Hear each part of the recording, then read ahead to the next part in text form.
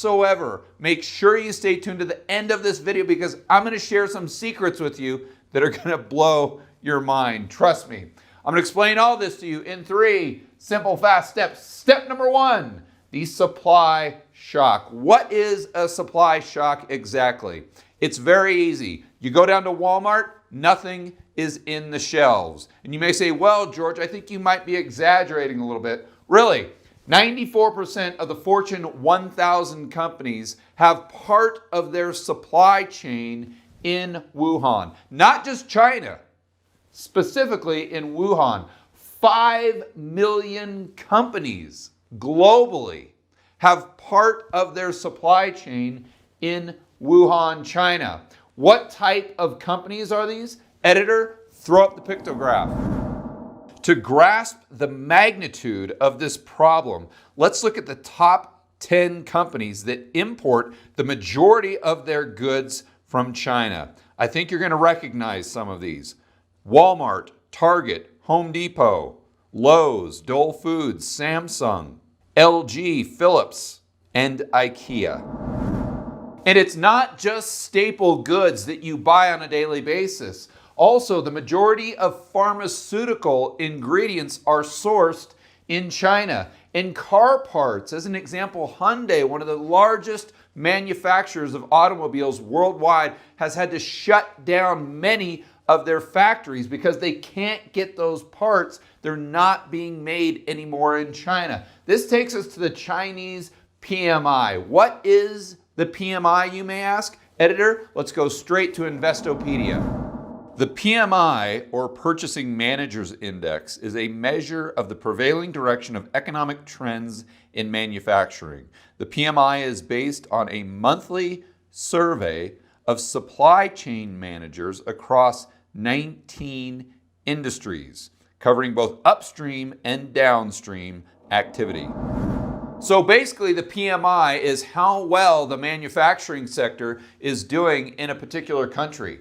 Going back to the chart of China's PMI, starts 2012, goes to 2020. It's a measurement from 40 up to 54 in this particular chart. Starting in 2012, it does go up and down a little bit, pretty darn smooth. We get to a peak right here in 2020, New Year's Eve. It gets up to 53. Everyone is celebrating that times are good. The manufacturing in China is doing fantastic. And then whoopsie daisy, what happens here? It drops off a cliff. It literally goes vertical all the way down to 40 on the PMI. Keep in mind, that's a 12-point drop. That is huge. It goes all the way down to a specific point that I am now calling SDT. Can any of you guess what that stands for? I think you can. Stiff drink time. And you may be saying to yourself, yeah, George, I see this chart, but something's got to be wrong. There's no way that it can drop that much, even because of the coronavirus. But what we can do is we can cross-reference that with satellite images of pollution for Wuhan specifically. This will tell us how much economic activity is actually going on. We can start by looking at 2019, the images from January 1st to the 20th, 28th to February 9th, and then February 10th to the 25th. And we've got to look at all those dates because of the Chinese New Year. Then when you compare that to 2020, there's absolutely no pollution whatsoever. And this tells us that economic activity backs up our PMI chart that drops off a cliff. I want to point out one more thing that's extremely important and unique about a supply shock, because I'm sure right about now your friend and family member Fred, who's holding a sign that says "I heart the Fed," is coming in and saying, yeah, don't worry about this. The Fed can drop interest rates. They can do quantitative easing. No problem.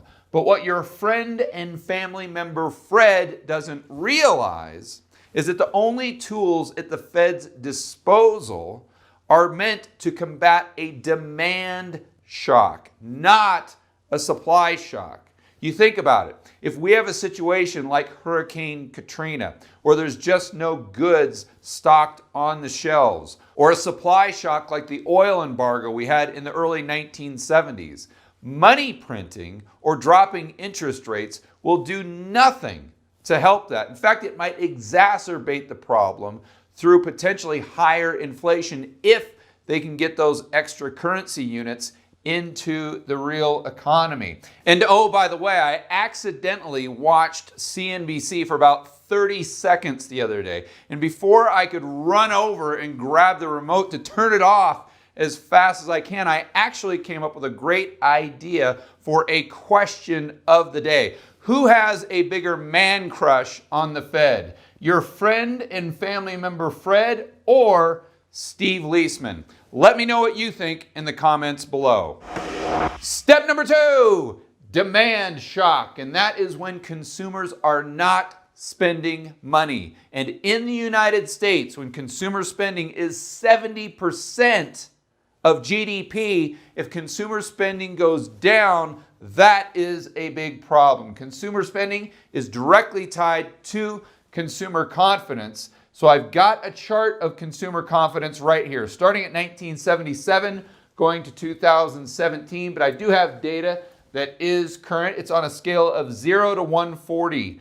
77, it's decent, but then it comes crashing down because of the recession in 81, comes back up in the 80s, comes back down because of the war and the recession in 90 to 92, then goes all the way back up. We had the internet boom and the dot-com bubble. Stocks at all-time high, consumer confidence at all-time high. My guess, unemployment very low. Comes crashing down because of the dot-com, and we have a recession. Goes back up because of housing, and they offload that bust from the dot-com bubble to the housing bubble, but that eventually pops, goes crashing down again. We have the GFC market collapse and a big recession. We're all the way back up to 130 was the data I saw. Of course, that is a direct result of all the funny money the Fed has been printing. Stocks at an all-time high, unemployment at an all-time low. Insert the coronavirus. Stocks were around 30,000 on the Dow, but as we know, they have absolutely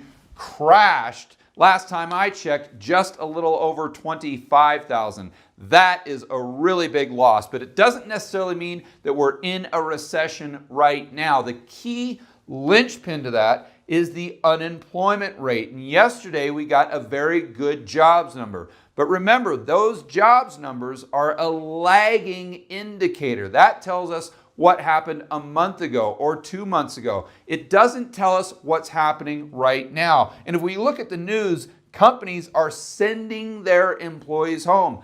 Big companies like Wells Fargo and your favorite HSBC. This is really what we've got to focus on. If the unemployment rate turns in the other direction and jobless claims increase, that could put us into this demand shock that we really need to be worried about. But I'm not the only one saying this. To hear more, let's go straight to Jeff Gunlock. If this situation with travel and leisure and non-social activity continues, you just wonder if you can keep initial claims down near 200,000 per week.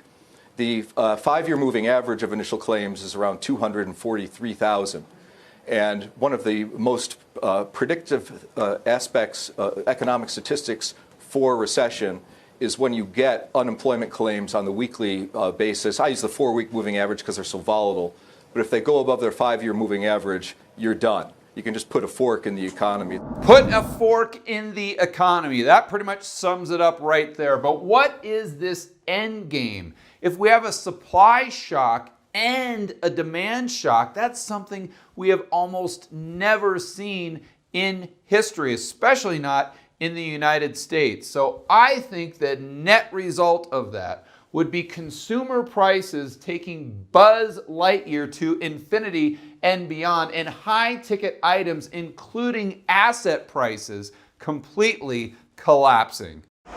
Step number 3, what will the coronavirus nightmare do to the price of gold. I know a lot of you lately may have been scratching your head because gold fell off a cliff. It's back up now, but why on earth did we see that huge price drop at a time with monumental fear in the market? It just doesn't make sense.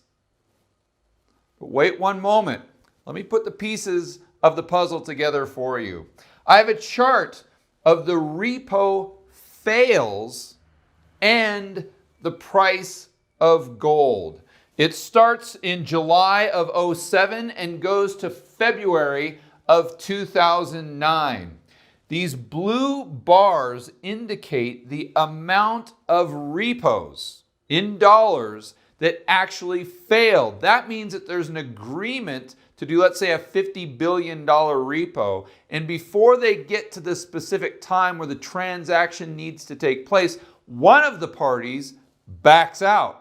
I'll bet you didn't even know they could do that, did you? But this is the entire repo market, and it goes from 1 trillion to 6 trillion. So remember, what we see on the New York Fed's website is only a small fraction of the entire market. It's going right along business as usual until we get to Bear Stearns blow up. All of a sudden, the repo market starts to realize that those mortgage-backed securities might not be so safe. That creates a collateral panic in the repo market. That's why the fails start to spike. But notice what the price of gold is doing. In 2007, fear is gaining more and more momentum. The price of gold goes up, up, up, up, up until Bear Stearns. Then it comes crashing down.